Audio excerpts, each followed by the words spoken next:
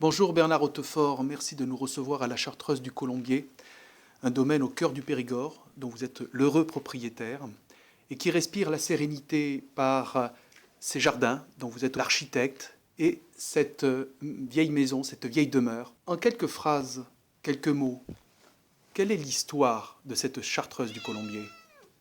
Alors, les Chartreuses en Périgord sont des maisons du bonheur, les maisons de la bonne chère, les maisons de la conversation, les maisons de l'amitié, les maisons de la simplicité.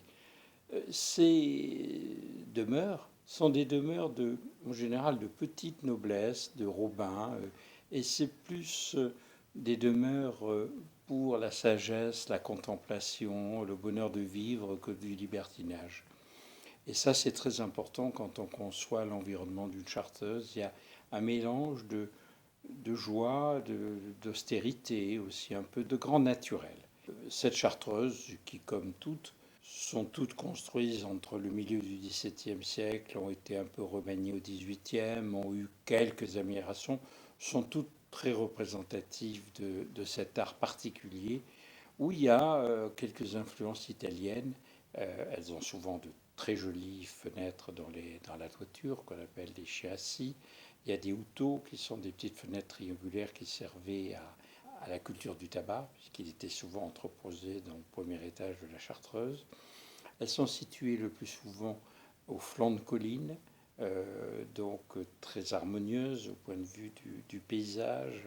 Il y avait aussi un côté autarcique, c'est-à-dire que presque toutes les charteuses, ce qui est le cas de celle-là, ont une cinquantaine d'hectares autour d'elles. Il ne faut pas oublier qu'elles étaient essentiellement des exploitations de vignes. Et elle a surtout pour elle d'avoir des très jolis pavillons anciens et des colombiers qui dessinent des jardins, d'anciens jardins.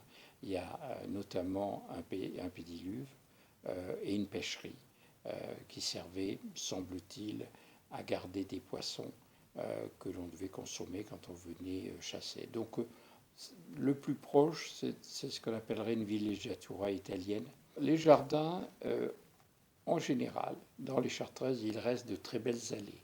Des allées d'arbres ordonnancées, des tilleuls, des châtaigniers, des chênes quelquefois. C'est ce qui marque en général les Chartreuses, c'est ce qui reste. Il y a au Colombier, il y avait deux tilleuls qui ont 400 ans, donc qui ont vu Richelieu. Et il y a dans ces chartreuses quelquefois un magnifique pin italien, très ancien, et qui était le signe de reconnaissance pour les protestants, pour pouvoir être accueillis ou cachés. Alors, il n'y avait pas de jardin, où il y avait autrefois un jardin, qui était essentiellement un mélange de potager, de fleurs à couper, qui a pratiquement disparu. Et ces jardins, je dirais, ce sont souvent des éléments disparates qui ne sont que des esquisses de jardin. Et c'est ce qui en fait, à mon avis, tout le charme par rapport au grand jardin du Périgord. Comment est née justement cette idée de faire renaître ces jardins, notamment le potager qui est d'une splendeur sans nom? Je crois que si on commence par faire un potager, on ne fait plus de jardin parce qu'il y a tout dans un potager et qu'on y a tous les plaisirs possibles. Donc j'aime les jardins. J'ai vécu en Asie, j'ai vécu au Japon, j'ai beaucoup vécu en Angleterre. J'ai vu de très beaux jardins sur la côte est des États-Unis et en Europe centrale. Et j'ai toujours eu envie d'avoir un jardin depuis que je suis enfant. J'ai imaginé ce que pouvait être ce jardin. Il fallait qu'il soit en harmonie complète avec le paysage de collines, de prairies, de tout ce qu'il peut y avoir. Ensuite, qu'un jardin de Chartreuse, c'était un jardin d'amateur, un jardin d'honnête homme, et que c'était fait pour y marcher. Il ne faut surtout pas que ça soit prétentieux. Il faut garder à l'esprit deux choses.